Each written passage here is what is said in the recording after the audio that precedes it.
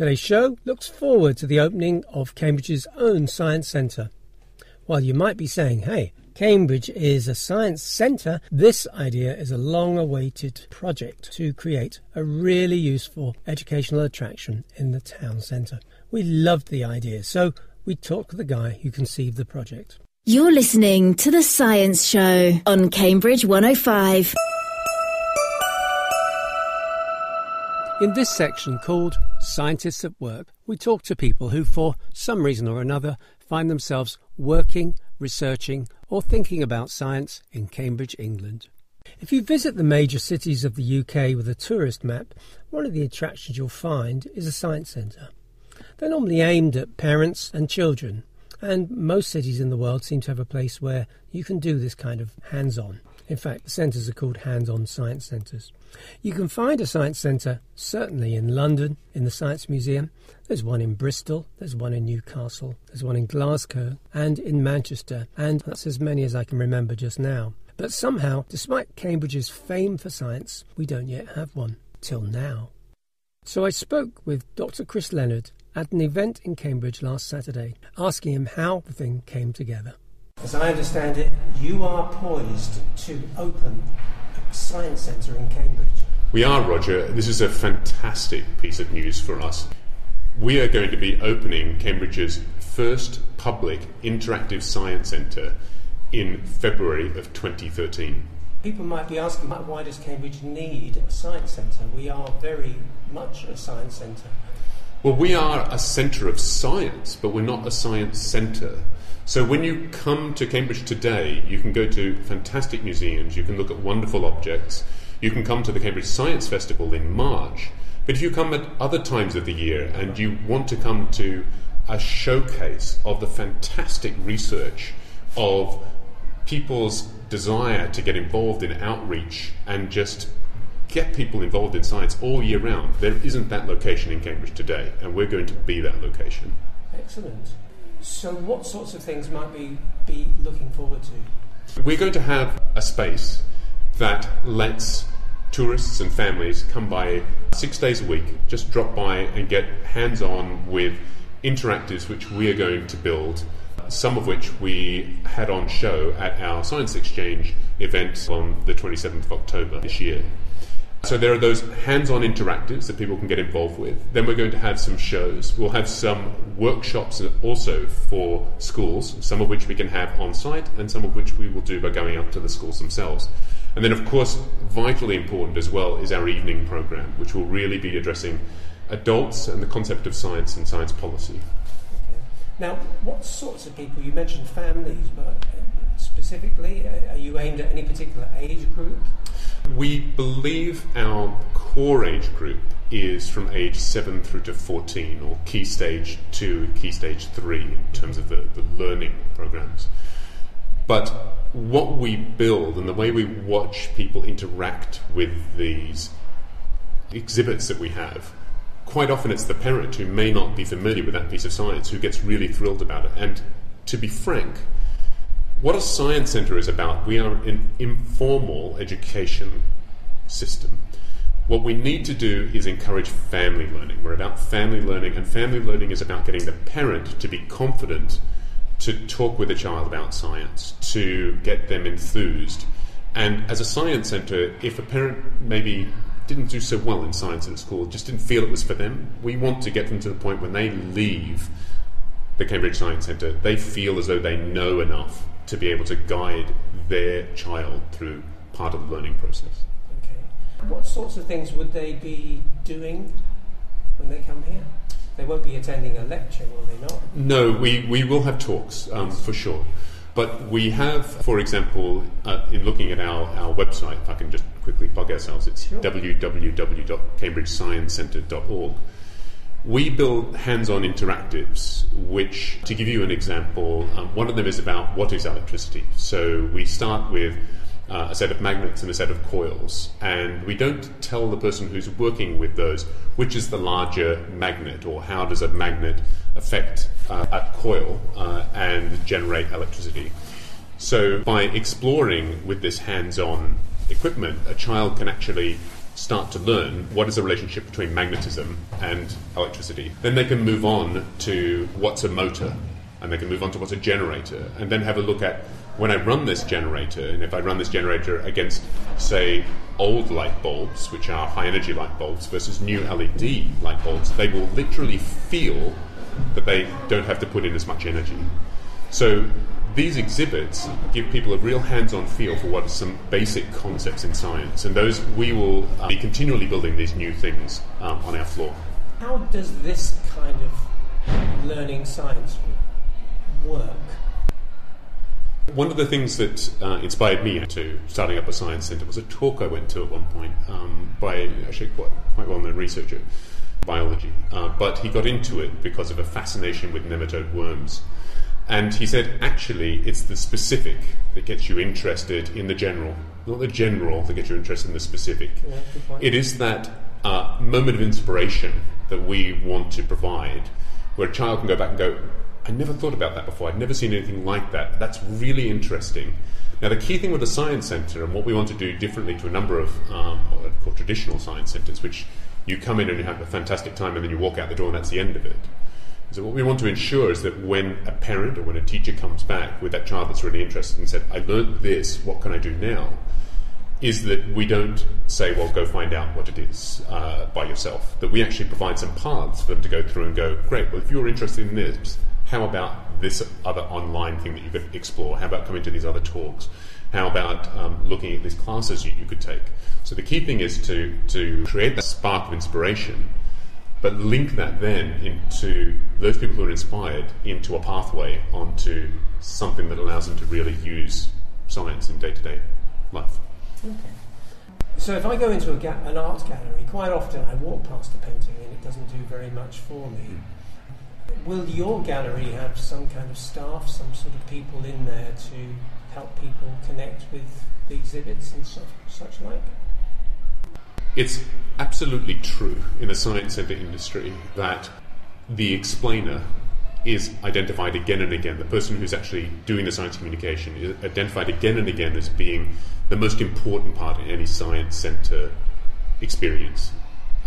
People, and good people, are also, generally speaking, your most expensive part of running a science centre.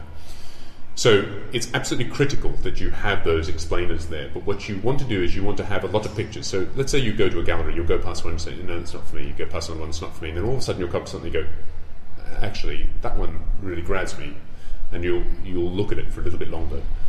And the idea with these exhibits is that children can go past and they can play with them. Some might be for them, some might not. But then also you have the explainers that go, that child or that adult's getting really interested in this. So I'll wander over and I'll have a chat with them and see what is it about that that's really intriguing them.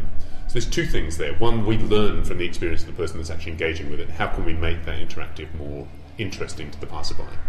But the person who's actually engaged, we can then start to tune their learning to the experience they're having at the time. So we cannot say that every single exhibit will interest every single person. Some people love biology, some love chemistry, some love physics.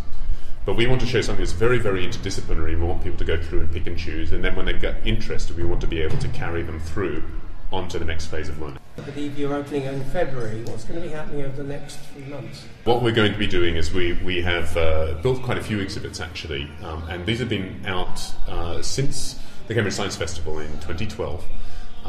We have started to put these out on the road and really test them. So we ran the Library Science Lab, which ran in libraries throughout Cambridgeshire, where we monitored the usage of these things and we've tuned them and we've improved them. And we're going to continue to build those exhibits to allow us to open our doors in February. At the same time, what we're going to be doing is talking to some teachers to make sure that the web experience for coming in and scheduling a class visit or us coming out to them it makes sense to them. That we're able to tie into curriculum teaching, that the teacher knows what's in it for them, basically, and their class. And we are also going to be planning out a program which runs out through 2013 and 2014 with different types of exhibitions. So in the back half of 2013, for example, we're going to be running an exhibition which is about the theme of perception. Oh. So we're in a small exhibit area. It's about 120 square metres, but that 120 square metres is actually lovely. And it's lovely because it's about the size of a of a mid-sized high street store. And that means that we can update this area really quickly, we can freshen it, but it also means that once we're done with an exhibit, we can actually make it travel, and we can get it out to other parts in East Anglia where people may not have the privilege, really, of being in so close to Cambridge, where there's so much fantastic science. So we want to make sure that what it is that we develop here is the R&D hub, here is where we develop things, but we've got to get it on the road, and that's an absolutely key part of our program going into 2014. How did you get into science, and perhaps even into this? I'm actually probably more into engineering, but I've loved science.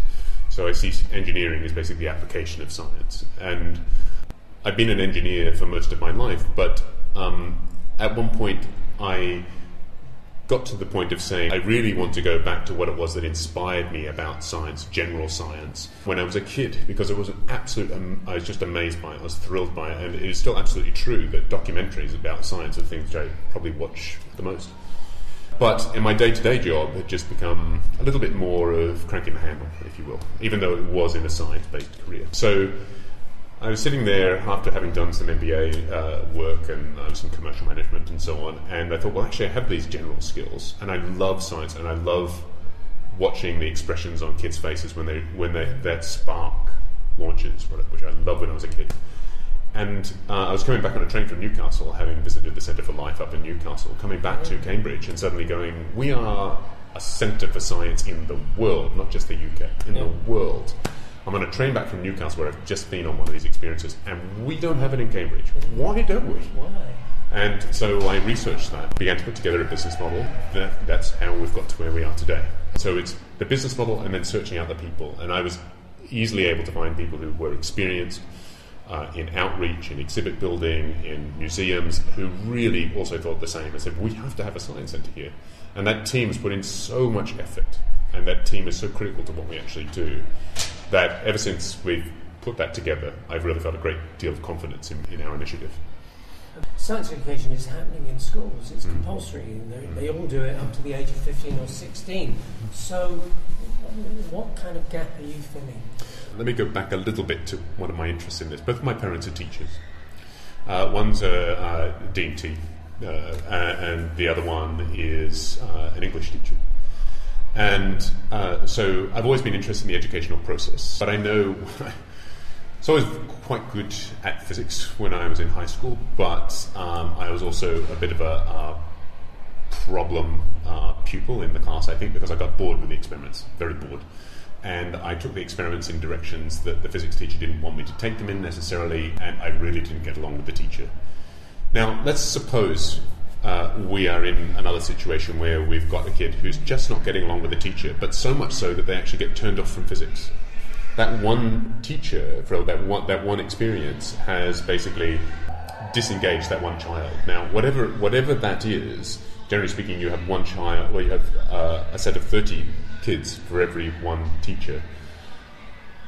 And there are phenomenal teachers out there, absolutely fantastic, but just from a personal relationship aspect, just from the point that these two people aren't communicating quite the right way, if that's enough to turn the kid off, then all of a sudden you've had a child disengaged from science. So our belief as a science centre is that we want to be able to catch the inspiration of kids who want to self-learn, that it can help them in classes, absolutely, and they can help teachers, absolutely. But for kids who say, well, maybe, I'm not getting out of the class what I want to do, it's not moving at the pace that I want, it's not studying things that I actually necessarily want to do, we provide an alternative for that as well.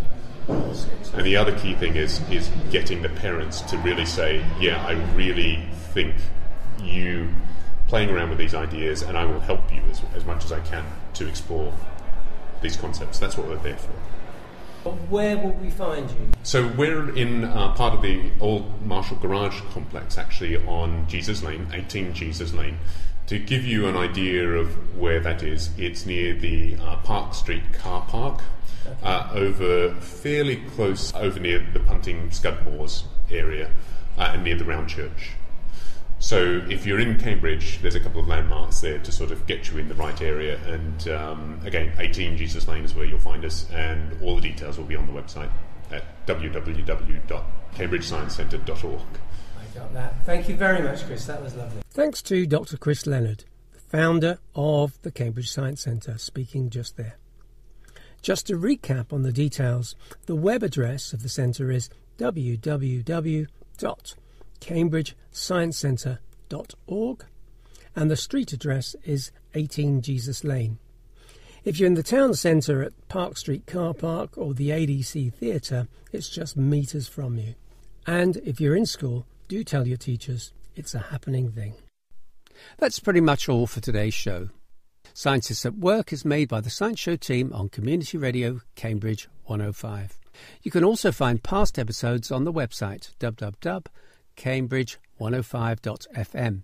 You can also subscribe to future podcasts with the iTunes Store.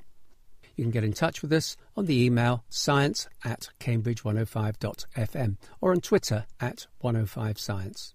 Till next time, it's bye from the Science Show team of Roger Frost and Chris Crease. You're listening to The Science Show on Cambridge 105.